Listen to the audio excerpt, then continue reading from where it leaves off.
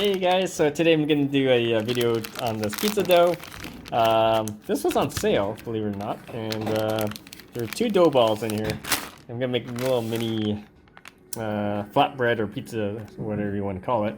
Here's the nutrient panel. If you guys want to read it, pause the video, and the ingredients are here. It's a little cut off there, but there's the ingredients.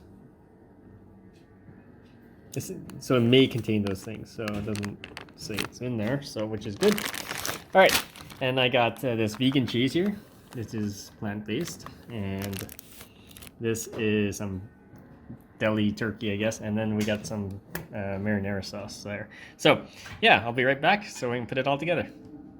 The pizza, and I'm gonna cook it up in the air fryer. I'll be right back. So here it is, all done. Here's that little flatbread pizza thing. It does rise a bit, as you can see. It is crispy. I did it in the air fryer, so let's do a quick taste test of the dough. It's really crispy.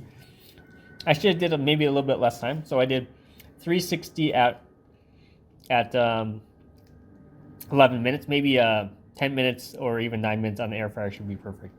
All right, guys, stay tuned for more videos.